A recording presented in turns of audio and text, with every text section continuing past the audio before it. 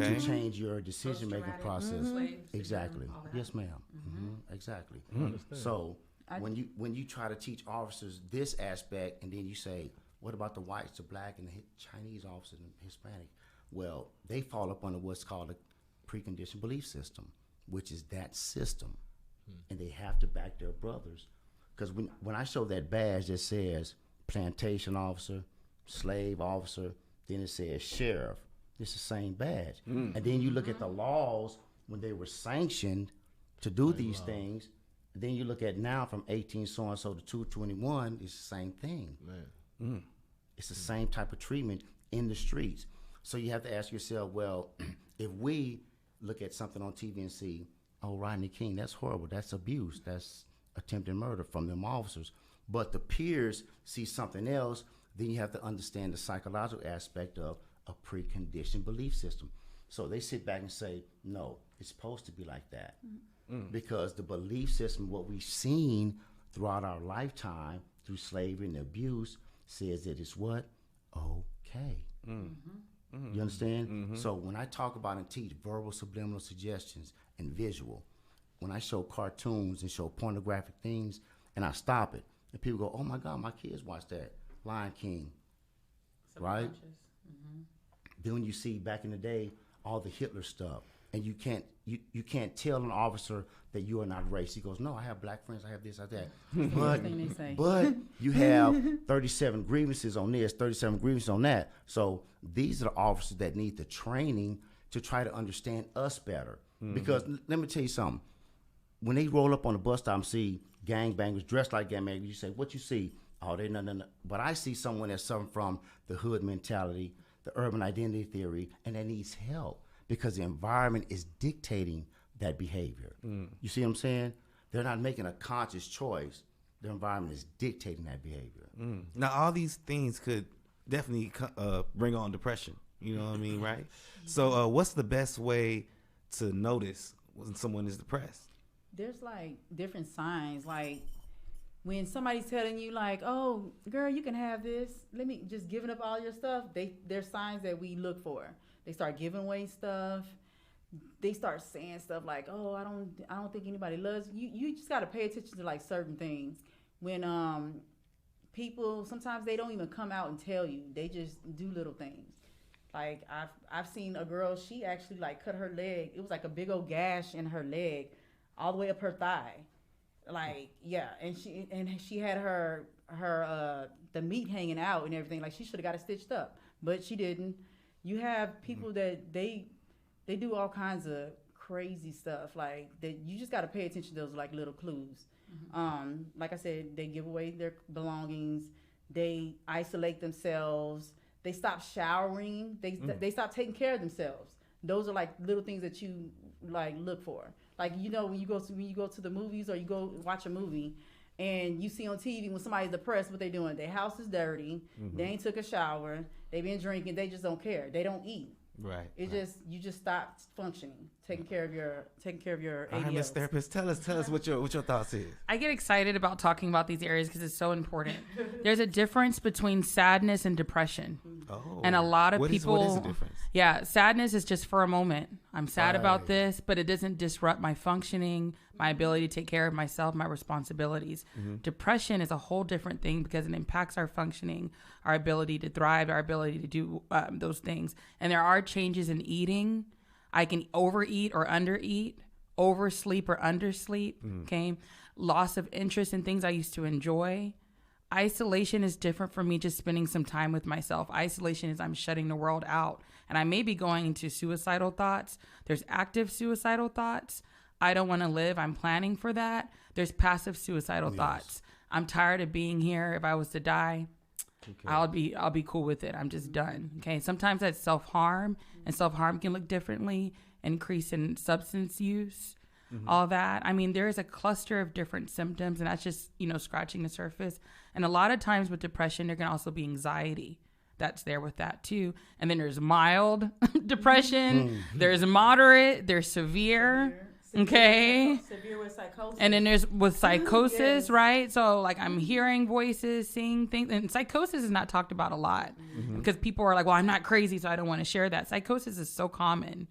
Hallucinations, delusions. It really is. When it comes to anxiety, what exactly is going on in your mind when that happens? Is that like a chemical thing? Like what exactly is going on? Can I speak on that?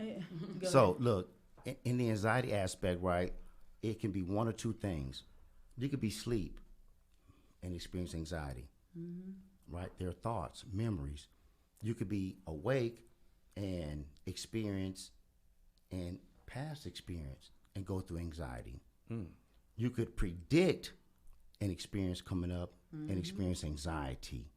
That just means an increased heart rate, rapidness, right? And trying to deal with the situation right now, which means that adrenaline and noradrenaline is secreted in the bloodstream and you don't know how to handle that. You see what I'm saying? Is that like a burst of energy or something? It's a burst of energy, right? But not necessarily the energy that lifts something up. You know what I mean? Some anxiety is good though. Some anxiety is good. Some is good. How? What do you mean by A that? football game, Yeah. basketball. Yeah, who gonna Or win like- the game? Or Who like, gonna- or like when I was in school and I would have a paper to write, and I'm like, dang, I got a paper due Sunday, and I wait The till pressure. the last minute. The pressure. Yeah. And it just drives me, and I just do it in like 3-4 hours and ace that thing. Yeah. But like, yeah, some anxiety is good, but But yeah, with anxiety, also it impairs my functioning, right? Because I can feel a Logical little thought. anticipation. Oh, I'm nervous. I'm about to go on stage. Then I can't get into the grocery store. One of my lyrics. You know, I'm having racing thoughts at night and I can't sleep, right? And it impacts I feel like I'm going to die. Like my heart, I feel like I'm having a heart attack or the walls are closing in, that kind of stuff. So yeah, nervousness or feeling a little, I'm excited about something versus anxiety is two different things. Yeah. Right. I have a question. Let me ask this. Another hospital question. I noticed in the Knicks. You say you work at the Knicks, right? I did. So that's like, yeah, that's the only one that I've been to that do this. The place, Roy Moss, they give you your medication and stuff. But at the Knicks, I noticed, I was there for maybe like a week or two, right? That everybody, like they give you your medication that you're supposed to take, and I never knew what this was. This is my first time I can ask this. What is the they give everybody the same pill. It's like this one pill that everybody taking, and it's I don't know what it is. No, it's like everybody taking the same med. I took it. Now let me say the reason I asked is because remember I told you they gave me something, and literally at the Knicks I told you this. I was seeing an alien inside the vent the whole time I was there. Now listen, they came and asked me, "Hey, how was your night?" You know, you come and do your they do their checks or whatever. Questionnaire. Again, like you say, I'm smart. Oh, it's perfect. Do y'all know what that medicine like? Y'all know what that medicine But like? they give you we didn't one. give him the placebo. We gave him the right one, right? Yeah, that's what I'm so placebo. So why are they giving? Or are you familiar with like this pill that they give everybody? It's like one pill so for I know everybody. with the kids. I know with the kids, and like pretty much with the kids, we had like standing orders. So if they gave everybody the same pill, I know Benadryl they gave everybody, all the kids, to help sleep. This is the same pill. No, So I'm like, I don't know. and this wasn't a pill that I normally take. But on the Like, kids, but on the kids unit, pretty much they only had maybe like 1 or 2 pills. So it wasn't too many kids that come in there and take like 5-6 pills. Oh no, I take like 5-6 pills. You probably was like an exception. Only thing I can think of is maybe clonidine, but I took even clonidine, that. but I took clonidine regular. Really, You took it like clonidine, you Adderall. took clonidine at night that and didn't during affect the his day. system. I took it morning, noon, and night. Oh wow. Well, speaking of pills and drugs, why do you think today that the intake on drugs and so forth is double? Self-medication, easy. If somebody has a mental illness and somebody's has schizophrenia and they're hearing voices, a lot of them, they, for example, use meth so they won't hear the voices. But what happens is too, like when they stop taking the meth, the voices get worse. They get worse, and then self-medication. That's easy. Yeah. Dual diagnosis, co-occurring disorder. I experience a mental health condition. I use a substance to self-medicate, alcohol. So, for instance, I'm depressed. I drink alcohol. I go to sleep. I can get to sleep. I feel a little better. The more alcohol I drink, the worse my depression get. Worse the depression get, more, and then I start adding, and then more conditions come. And a lot of us experience that dual diagnosis. We have to be very careful. Is that big in the black community, you think? Oh, it's big in big every everything. community. Is it Every what? community. Every It's community. The thing is about the the African American community, especially in the hood, right, is that it's a germ.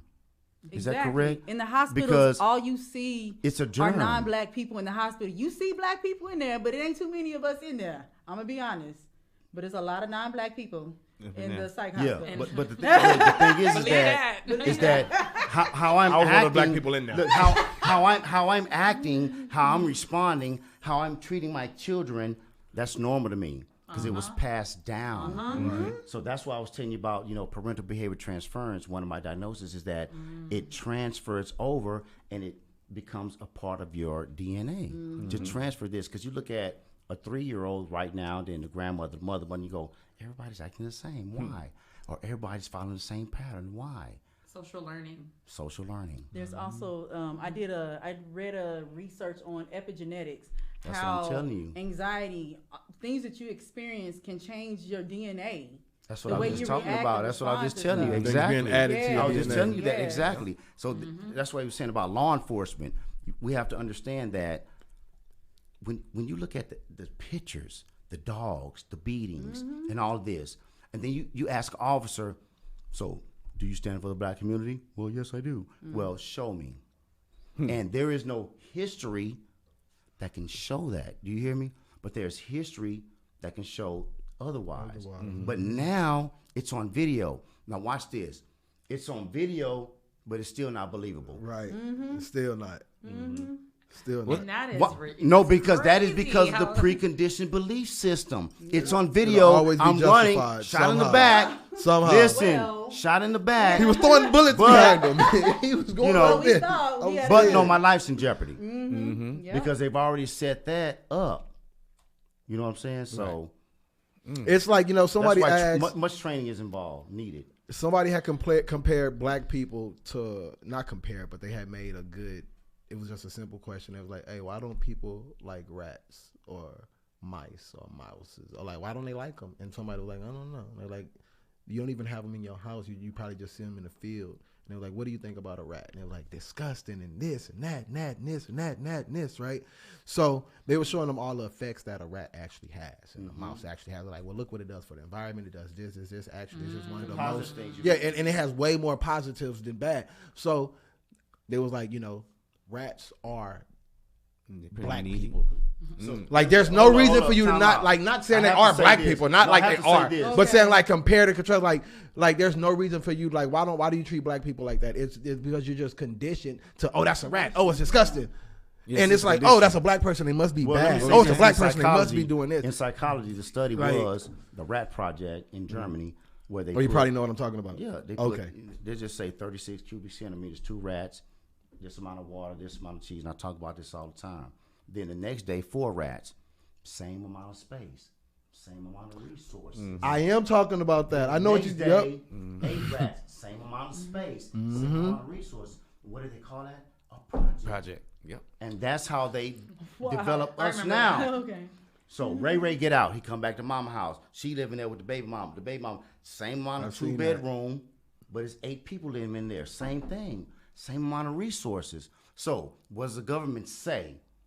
Let's provide more resources, but to keep this condition going. Come on, So that's way they're giving deeper them the than bare that. minimum in a sense. To keep the condition Going, going. right. Because when my food stamp get here, girl, look what I'm gonna do. Yeah. And then what the little girl looking at 2 years old, she's absorbing that behavior and it's transferred over. Right. Along with the traumas and the different things going on, yeah. Would that explain the mindset of African Americans today? Would y'all say? Not in a whole, no. It won't explain the mindset of in a whole, no, absolutely not. But that is a part of why we maybe act the way that we do. But the thing is that you're saying we now. We have to separate different groups because You talking have about to inside of the black community and Right. separate? Okay, what do you mean? Like break that Well, down. if you're gonna say district over here, district over there, or the impoverished neighborhoods, then I would Right. have to agree. But when you speak about individuals that are not growing up in impoverished neighborhoods, they're going to transfer information different. Meaning that if they see an 18-wheeler pulled over with the trunk open and big screens, hey, there's a problem going on, but us, we'll go, yo, come pick me up. It's going down. Let's go. So it's a different way of understanding your environment. See what I'm saying? And that brings about, I wouldn't say training, but awareness, therapy. You know what I'm saying? Putting individuals in therapeutic communities where they can understand their environment. And when this happens, because it's been too many police shows where they've set things up and we fall for them. It's a setup because why? Because psychologists have studied our behavior and can determine it. There's an application, a mathematical application to say if they grow up here, the parents not here at so-and-so age, this way they're going to end up. That's where the pathway to prison come from. But that's a whole nother topic. Yeah. What's the biggest misconception when it comes to mental health? People think that when they think of somebody with a mental illness, somebody that's in a straitjacket in a psych hospital, mental illness, somebody with a mental illness can look like me, you. We don't know what everybody's going through, you know. Everybody did. Functional sociopaths. Yes. Sociopaths. They're smart. They're charming. They're handsome. They get away with. Are you not looking at me? Are you not mentioning I? Are you feel me? Well, let me look. But in all honesty, with exactly what you're saying, like it's crazy because a lot of what he's saying, and a lot of what it's like, dang, they're really talking about. Not like I'm joking about the handsome and shit, but as far as like when he's saying awareness and things like that, it's like I agree. Even when you say they look like me and look like you, I literally was, and we always joke about it, like not literally was the most, like I'm going to say one, but I was the most popular guy in school, right? Literally, like, dang, this is, you think I was the mascot for the school, but guess what? I was in special ed, every class, but like PE and like lunch. And the girls, AC, everybody, guess what they would do? They would wait outside special ed until I come out. Oh, here I come.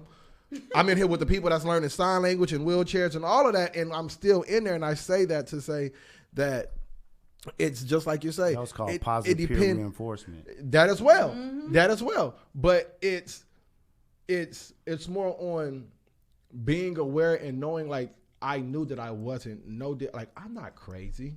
I'm in this class, but I could still play with AC regular, and AC's not treating, like, luckily to me, AC wasn't treating me like that. Now, again, I am the most popular kid. Like, he want to be my friend. But what I'm saying is, like he said, AC wasn't treating me like that. When I go to my hood, honestly, just like, it's crazy. When you say that now I can't spend the night at your house, I was never allowed to spend the night at nobody's house because I'm going to have a night terror. And I'm not allowed to spend the night at your house. Like, I can't. Like, you can spend the night in mine. Oh, yeah, my grandma, all day. And that was the reason that my grandma got me. Like, when people call me a spoiled brat, it was because of the mental health that I was going through. Like, you know what? I'm going to get him this to stay at home because he can't come to y'all. And then guess what happened when my grandma finally tell me, one of my Mexican friends, not even black, outside the neighborhood, she tells me, you know what? I'm going to let you spend the night at their house. The night she let me spend the night at their house, his mom, all them outside the house, like he in there going crazy. Please come get your son. I'm in there having a night terror. He's right. I want to say this real quick because mental health in the black community is so underrated because we don't have the insurance and we don't feel like we need help. But if you look at our relationships, how long they last, if you look at the young women that are willing, to get pregnant and not have a commitment, with a man, and have 3 or 4. That's where the baby daddy, baby mama thing come from. Right. And the drama that's behind that. And then if you look at the addiction to drama, and it is an addiction, in our community. It's not on our books, but it is. Looking on Facebook, looking on the social medias and seeing who's commenting on what, who's not, who's saying something. And that pretty much drives an individual's life for someone, that's a part of that era, right? Because individuals in my group, 55 and over, they still, some of them are caught up in that. But that's the young person generation, right? Age of being caught up.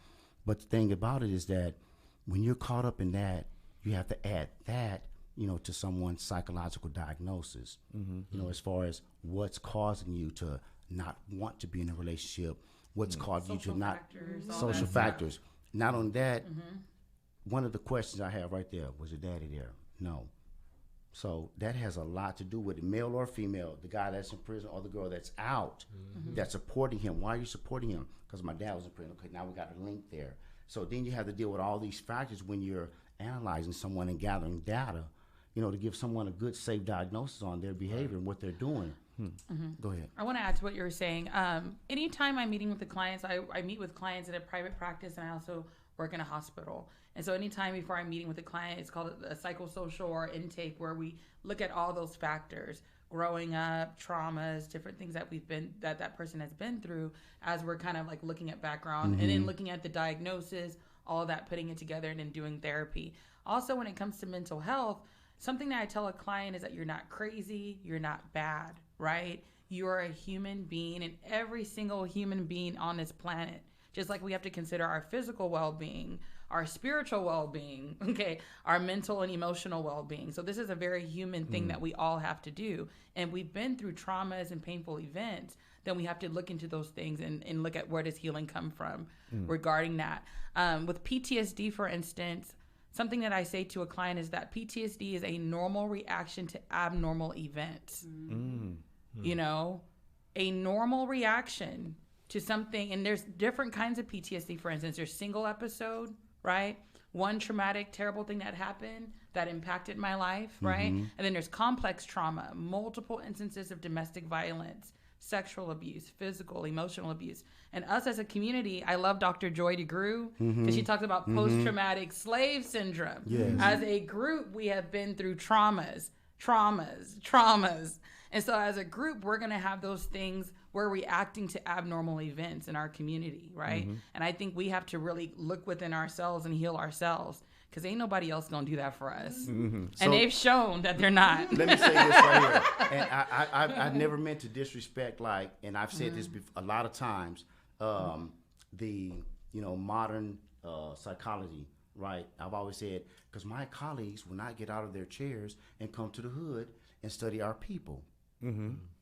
Right? Because we already have books that we have to go. When we get these jobs, we're placed in a position and it says, check this off. But in the hood, our understanding and realization is different. So, and that's what that's a different criteria and a different line of questioning. I love the emphasis that you put on that we are a community within our own. We can't generalize this stuff, right? And I think it's so important that you bring that up and that you continually do, because that's something I keep in mind, cultural competence when it comes to us. Yes. I want to ask y'all, how important is it for us, especially for our mental health, to watch what it is that we take in? So, for instance, I know reality TV is not good for us. You know what I'm saying? So, what are some of the things that we should not take in? Let me hit that. So, in my teaching, right, VSS, verbal subliminal suggestions, and visual subliminal suggestions.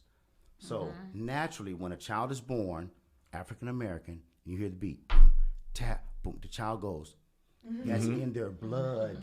The mother has no control over that. Then when the nipple comes out, that's an innate program, an app. It's an app that's already there, right? So when we talk about African Americans thinking that they don't have psychological problems, look at our relationships and how we deal with one another, right? So if I want to speak to her, little mama, what's up? What's going on with you? Instead of finding out, hello, how are you? What's your color? What's your favorite book? Who's your favorite artist? We don't do that because we are conditioned through the verbal subliminal suggestions. Kill that nigga when you see him. So as soon as I see him, it's easy for me to kill him. But the officer is beating my homeboy, and there's 50 of us around. We're videotaping. That is a preconditioned belief system from slavery. We know not to get involved with the slave master business, even right now in 2022. We know not to. Look, we don't. We don't get involved with his business, even if he slammed my own daughter. Hey, what are you doing? When we should be defending physically. Now, I'm not talking about police abuse, fighting the police. I'm not speaking about that. But I'm showing you about a preconditioned belief system that's obvious, right? So you look at the verbal, the visual. The officers see this happening, so they know that they can do it and get away with it, no matter what color you are. And that's a psychological disorder, the same page that we're on, right? But what I'm talking about has not been sent over to the clinical side, you understand, for officers to be trained to recognize this behavior. And that's what I'm trying to get, out there. What are some things y'all think that we need to not intake for the betterment of our mental health? Oh man, you just opened that up. So When I look at our music, we have an array of art, right, and expression. So I've always been very kind of concerned about different aspects of our music. And I know that much of it is like storytelling, right? Or experience. So, but just kind of glorifying the things that are in our community that are... Yeah, not a resolution, glorifying. Glorifying certain behaviors that are traumatic. And so I think we need to take responsibility for that. So what are those things though? That's what I'm saying. Let me say something, because I love what she's saying. Look, and I want you to speak on this. So if somebody says in a song, because when I talk about this, I don't pinpoint an author, an artist, or the lyric. But if it says, I'll choke, we can cuss, right? Yeah, of course. I'll choke that bitch while she's sucking my dick. I don't want my daughter to have a six. I don't want them to listen to that. Yeah. So I think we're responsible for our image and how we declare our women, our men to the world, and I don't think there's enough awareness of that. And then women accept that, like it's okay. And So because if they hear it every day, 5 times a day, It becomes normal. that brings back to something that I was watching the other day. So because of the music that we have, the like Cardi B, like she's like the worst. don't Okay. miss nobody. But listen. But like, okay, so when you see how, some of these artists, they portray themselves on social media, do you have other women looking at this, and women think this is okay, and they're over-sexualizing themselves on social media, then, that causes issues too. So, yeah, like, I know, like, with me personally, because I have 2 daughters, they don't have social media. They can't have social media. The guys in here, what's going on? Why do we, and 2 beautiful women over here, not hold men even more responsible? Why I gotta be men? Why can't they hold other women? I'm just saying. He said, why do... Because I just heard 3 people talk about what women do. No, I haven't answered yet. I said 3 people. I didn't say you. Okay, I'm about to say I haven't answered yet. My answer is actually... My answer is gonna go towards... It's gonna go towards the men, actually. With my answer. It's often we talk about women and what they accept. That's because they're in control, though. No, watch this here. Let me show you something, and I want you to listen to this. So when I put a mirror up in front of the men, and they sagging when they come into my class, the gang member, I say, "What you see?" And they go, I say, "No, don't look around. What do you see in the mirror?" Because they never look at themselves in the mirror. See, when we do this and shave, we never look at our eyes. Nobody never. I told my wife 3 years ago, I said, "My eyes are brown." She go, "You 50-something years old?" I say, "Yeah, I just realized it." So what I'm saying is that we don't look at ourselves in the mirror, right? And what we're displaying, because your environmental dictation dictate 95% of the decisions you make. How you dress, how you walk. What's up, cuz? What's up? How you doing, lady? What's up, girl? It dictates all that. You know what I'm saying? So what he's saying is absolutely true. But watch this. I tell the women, if you don't accept nobody with their pants sagging, what do the men have to do? Pull them up. But this is a decade of learning. This will take 20 years. And it's not the woman's fault, because the woman has already been dictated that this is acceptable. You see what I'm saying? Social the norms. Tattoos, the everything Social is norms. acceptable. Go ahead, ladies. I'm sorry. So I have a question for y'all, maybe. Okay. What does it mean for Black men to protect our community? And do y'all believe that Black men are protecting our community? Currently? Go ahead, Mr. I'm let you start. No, she's asking y'all because you know me. Go ahead. Currently, I would say no. Now there is certain She asked ones. you 2 questions. Yeah. Oh yeah. You said okay. What does it mean for Black men What does it mean? to protect our community? If we're not, then what does that mean? What does that look like? And are Well, we doing it? To me, what it looks like is what the Black Panthers used to do back in the day. What the Nation of Islam is trying to do probably now. You know what I mean? So I think that's really what it looks like. You know. What were they doing? So I'm of course I know what they were doing, but what were they? taking care of their communities. You know what I'm saying? Actually having ways for the community to get the resources. You know what I mean? Like someone to guide us. You know, we don't have that guidance, and as Black men, I don't think we get out there and do that enough. True. I think it goes back to this question. Yeah. So me personally, Makes you speak loud. Unsung heroes of the Black Panthers are the women. Don't get it confused. Thank you, Gylan. I appreciate that. This was not Black men. Ladies run the world. Because the men were locked up. Yeah. Thank you. True. Thank you. Which is a whole other issue. But I hear like women. No, women were there. Anyway, parents been married 50 years. I'm crazy. It's all good. All right. So, I'm a black man, so I can only speak for myself. I can't speak for everyone else. I can't bench press the world. I say that to say it's no way for me to carry everybody on my back, right? So me, and I may be wrong, all I can do is educate myself and educate the black men around me as far as my sons and other men that surround me. And hopefully, you know, if I tell them 1 + 1 is 2, they'll remember it and they can tell the next black man 1 + 1 is 2 and he can carry that on. I honestly don't, you know, just like you have up, you have down, you have left, you have right. So if I want to be a community activist, then yeah, you know, I could come out and try to do some community activist stuff. But just because I do anything for the community, don't mean that I'm going to change everyone's perception or their mindset. You know, so. But with that being said, I feel all I can do. I don't know. I can't. I'm just one person. I just got 10 fingers and 2 feet. Right? I don't know.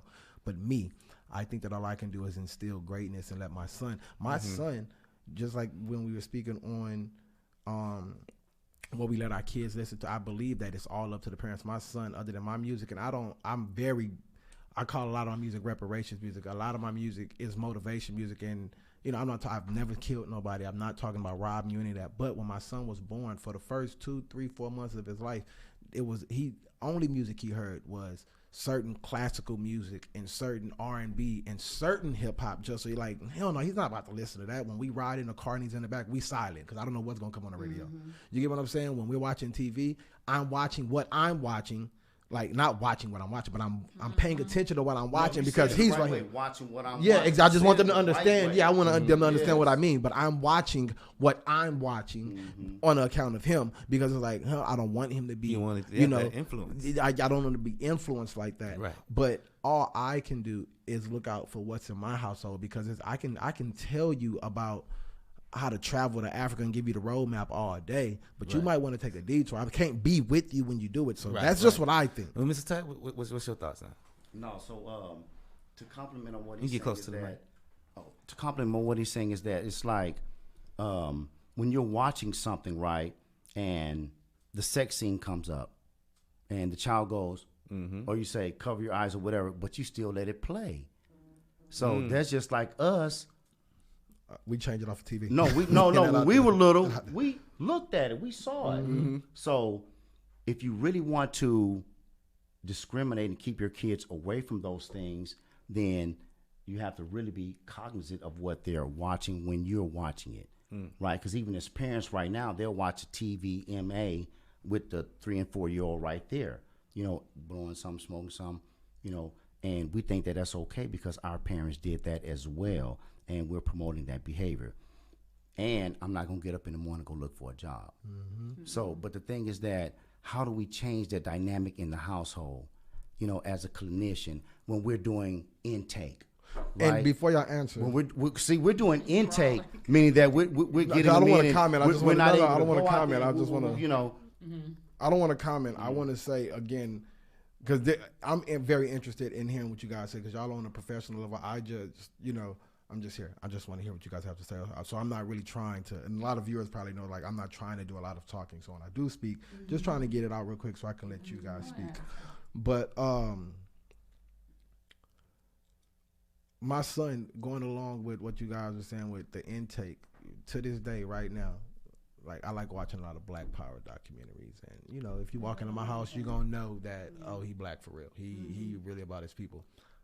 My son, if he was in here, and it's just crazy because they really are influenced right now. My son, he'll be like this, Daddy, Black Power, Daddy, Black Power, or Black man, King, hey, Daddy, King, huh? King, Daddy, like, and this is the stuff that he's watching, like, and I just look, or the music that he's hearing, and I just look at him like, dang, you kids really are influenced because what he's watching is the stuff that's coming out of his mouth. And I literally don't tell this little boy, I'm repeating after him. He'll come and be like, look, Daddy, Black Power. Yeah. And then I will repeat after him like, yes, Dad, Black Power. But to go along with what you guys are saying, it is what they're intaking, but I do also believe that it's the parents' fault. All right, Mr. Tutt, was there more? Did you have to add on to that? No, not at all. Okay.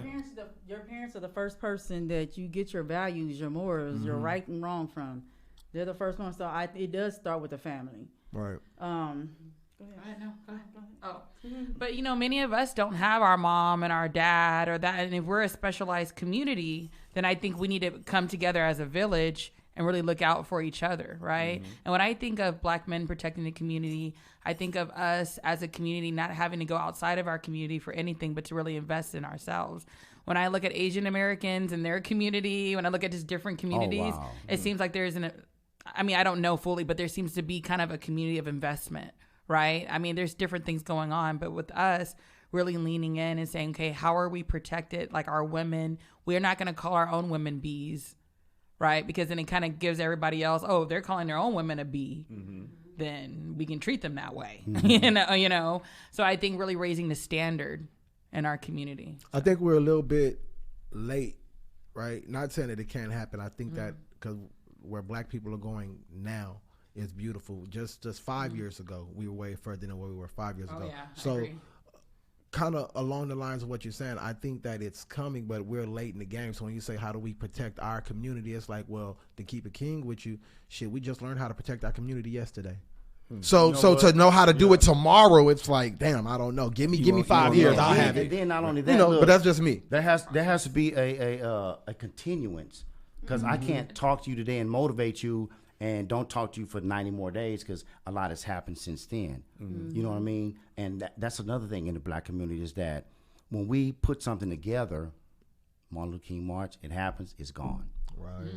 But here in San Antonio, Fiesta all year. listen, every time somebody dies on Martin Luther King, here, since I've been a teenager, it has not failed. So I don't see why we can't try to reverse that and let everybody live on that day, or for the rest of the day, for the rest of the year. But on that day particular, here in San Antonio, somebody dies all the time. So it makes me think that, what are we gathering for? What is the purpose? Because the city puts this on, and in the back of their minds, they know what's going to happen. Get all these people together. Yeah. With the alcohol, with this, with the envy and all of that. So when we talk about mental health, like I'm saying about the ladies, we do intake. We need to do more of the prevention care, which is not, because see, look, nobody's going to come down to 2071 North Cole Mall and come see me at the office. Too close to the jailhouse. You understand? Nobody's going to come, because that's not what we do. I got something to do in the morning. What? I got to get up and watch cartoons, play video games, whatever. That's more important than going somewhere to get mental health help and to talk about my problems. Now, look, this the daily routine of a gangster, somebody on the east side, right? Wake up in the morning, start drinking, start smoking, argue with my girl, she go to work, I go do it. It's a routine of an NBC, a negative behavior cycle. And it cannot be broken until you realize that it is a negative behavior cycle. How many jobs have you had in the last 2 years? 6. That's a negative behavior cycle. You can't keep a job. No, he tripped out that time I was late again. Right? You don't understand being late is, and people don't understand that. You see what I'm saying? So does it go back to So does it go back to being aware? Like when she asked, like, how did I just stop? I told her, I felt like, don't know. I became aware. Is that what it is? Age, right? Say for instance, I'm talking to a 50-year-old guy right now, and he says, I've had a job, three jobs in the last year. There's a problem. Well, no, not the job. No, I'm going to show you something about understanding. He may not understand that being late is not okay. Right. No, I know what I'm saying, because, but his father did that. So logically, he does not understand it. It is not okay. So do you think if he was aware of it? You think it's not okay, right? So you're a gang member. You're in prison for murder. I'm asking you, is it okay to kill somebody? I think it's cool. No, I'm asking you, is it okay to kill? I'm asking you. Depending on the circumstances. No, I'm asking you, is it okay to I'm telling you. No, is it okay to kill? Touch my son or something, yeah. Is it okay to kill? Yes. So he said yes. But a lot of times when you sit there and ask people, is it okay to kill? They go, no. Then you say, why did you do it? Then they try to justify the circumstance. Right. and then you have to go back. So in 1996, But no, okay, you're right. This what made me start studying verbal subliminal suggestion. The guy was in 1996 in Texas, killed a cop, highway patrolman, and he said, "I was listening to Tupac made me do it." And I was like, So the oracle, the ear, music, blah blah, the influence, blah blah. They made it seem it was okay. Exactly. They made it sound like it was okay. Yeah. NWA. So that's what I'm trying to get to, right? Your influence is greater than the parental influence. When you was telling about your daddy said this, your daddy said that, but he listened to this. That's a more powerful influence. They go outside, they come back. Do you do this day? You do that? Yes, sir. No, the world is predicting what our children are going to become. If we really don't have a grasp on them mentally. Right. What's some things that we can tell our partners to help their mental health? You know what I'm saying? That partners should tell each other, probably on a regular, to improve each other's mental health. Do mental health silence. Everybody just went quiet. Yeah. Do mental health checks. How are your day going? Like, how do you feel? I have to do that with my daughter. My daughter, I don't know if y'all know, but their dad passed away in April. That was hard for me because I'm like, what am I going to do? And I have to do mental health checks on my daughters. Like, and I'm in the field. So it's like, are you okay? What's going on? I make them talk. They go to the school counselors. The reason why the counselors call and tell me, Kendall came, Alexia came, So, like, yeah, you got to, like, So what's some things that we like? Okay, you said, how's your day? What's going on? Who's doing what's wrong? And I make them talk to me, and of course you should do that with your partners as well. Yeah, you should do the same thing. You should do the same exact thing. What's your thoughts? Yeah, and everyone's not going to be honest and say how they feel too. So we have to educate ourselves on general things like depression, anxiety, PTSD, bipolar, all that kind of stuff, and kind of know the signs that are like not so verbal. Like, hey, so and so has been in their room and kind of with the door closed to themselves, or usually they eat dinner or they're exercising or they're doing something or not doing that lately, or they're missing work. Things like that, and then ask like, hey, I'm noticing this. Are you okay? And not calling the person lazy or what's wrong with you? Get out of bed. All those kind of like things that people assign to someone when they're going through things or judging them. Really making it a safe space for someone to share if they're going through something. Yeah, but those check-ins, I think I agree. Yes, I have like a few friends. They go through stuff, and if I don't hear from them after a certain time, I call them. What you doing? What's going on? Like, you have to like just check on the people that you care about. Right. So, and then like in relation to it, like your spouse or your significant other, you don't know what they're going through throughout their day, and you don't know what they're going through in something that you've done to cause a reaction from a past relationship. So it's very hard for individuals, especially men, to open up about their feelings. And I'm telling you, men, right now, African American men in the hood, we suffer from a different type of depression than anyone else. And the key to this depression is to talk about it. To talk about it with a professional, not your homeboy. Because, see, he's not going to give you the best advice. He may take that advice and use it against you. So the thing is to get you some professional help. And there's nothing wrong with that. If you think it is, then keep it to yourself. I am right now under therapy as a therapist, trying to better myself. You understand? Because you think that you know everything, but you don't know yourself, because you deal with your feelings according to how they affect your heart and your mind. It hits different when it comes from somebody else that don't know nothing about you. It just hits different. It really does. It does. Because they give you a true diagnosis about you, and you don't want to hear it. Because you ask your homeboy, your homegirl, they bias. Oh, girl, it ain't that bad. That's that positive peer report. They're going to support your beliefs. Because y'all believe the same way, so they're going to support that. My husband said, I shouldn't dress like this. Girl, you can dress like that. Ain't nothing wrong with it. Right. No, but yeah. Okay. Yeah. Well, we coming to an end, y'all. I want to know, can y'all give us real quickly each some pretty much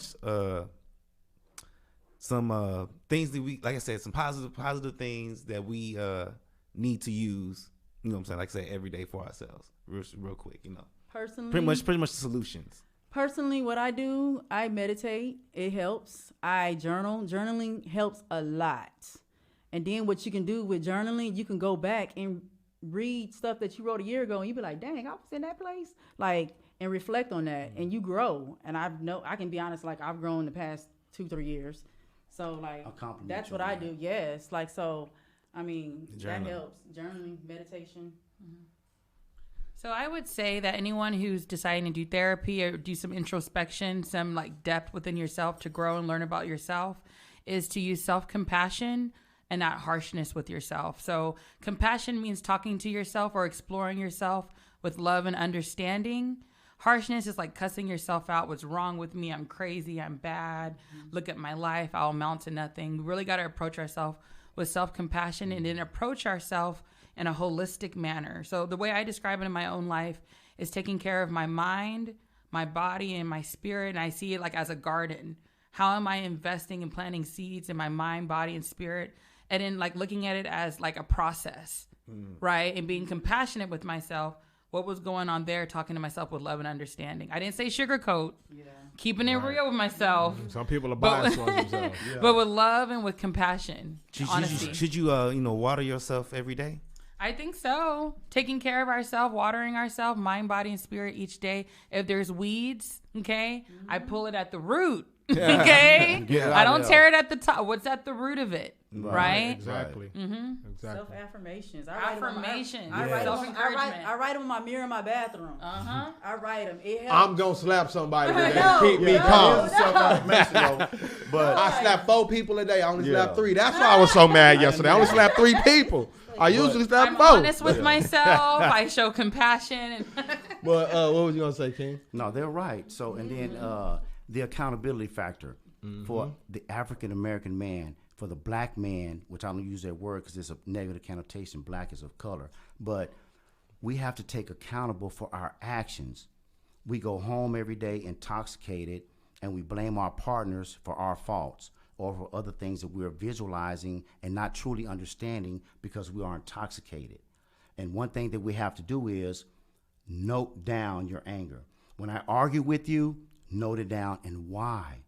And then talk to your partner and say, look, we argued about milking the thing and the baby was over there screaming and hollering. So maybe the baby was screaming and hollering, call, and then find the root. Because if not, that negative behavior cycle in their relationship will continue. You can't go home every day arguing. You got to come home to a peaceful household, right? And if he's doing something or she's doing something that's not benefiting the relationship, then you have to line it out. This is what I like for you to do, and these are the things I don't like, so that the partner can increase the likes and decrease the don't likes. That's general therapy 101 right there. Instead of going home arguing every day, because this is what's happening in the hood, the impoverished neighborhoods. We go home every day with attitude, and things are not helpful for the child that's in that home.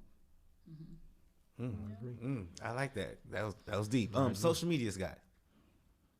What's your social media? Damn, you're looking confused. She like Social Security. Yeah, she knows. She looked at you like, I'm like, come on now. Yeah, come on. and when it comes to you, please give us all the information in case they want to use you as a therapist and things like that. She has a private practice. But go ahead, starting with you, Shannon. Social media. My social media, Facebook, Shannon Nicole, Instagram, SJ Mochaccino, I think. Oh, okay. Chocolate coffee. Oh, that's you. Right. You can find me on Facebook under Antoinette Ruth, and then on Instagram it's Antweezy, ANTWEEZY _86. Okay. I know. As far as, if they need to get help or they wanted to use you as a therapist, how would they get a hold of you? So you can find us at Peace of Mind LLC. And that's where I do therapy there. And there's also other therapists that are great. We focus on the African American community. So many of our clients, of course, are multi-ethnic, but many of our clients are, which that's so important for us as Black individuals to have a Black therapist. So many of my clients are like, I'm so grateful I have an African American therapist that I can relate to, but that's what we specialize in. It's actually vice versa, but yeah, they're saying what they feel, but you're related to them. But you're so on the point, 100%, 100%. You can reach me at tuttwilliam@yahoo.com. Tutt William on Facebook, and the Urban Talk Show on Instagram and Facebook. You also do martial arts training as well, right? Oh man, yeah, this is a different topic, but yeah. Yeah, I'll just I'm a personal trainer. I do MMA. I do personal training. I have my own brand of supplements, BioTouchSupplements.com. Have fat burners, meal enhancements, In other words, you'll beat them up. Like he'll beat y'all up. Yeah. In other words, Right. he'll beat y'all up. I used to train AC. AC used to go hard for a while. I still got videos. He still go hard. He got fat. He got fat by now. Well, that's 90 days later. It's pre-bio Tutt. Yeah. You gaining weight. Yeah. That was after Tutt. Stop seeing this Tutt. Yeah. Straight up. Exactly. I wanted to mention something too. I also have a podcast called Parallel Process. You can find us on Instagram. And then also we're going to be expanding to YouTube and all that, but it's called Parallel Process. We talk about mental health, a lot of different areas. So, yeah. Great. Wow. Great. Anything else? All right, cool. Of course, you can catch us on the YouTube, Radioactive Podcast, Instagram, Radioactive_podcast, and Facebook, Radioactive Podcast. Anything you want to say, man? Follow this is me. Radioactive Podcast. That's what I want to say. Hey, man, we appreciate y'all tuning in, man. Radioactive Podcast. We out. Black Power. Peace.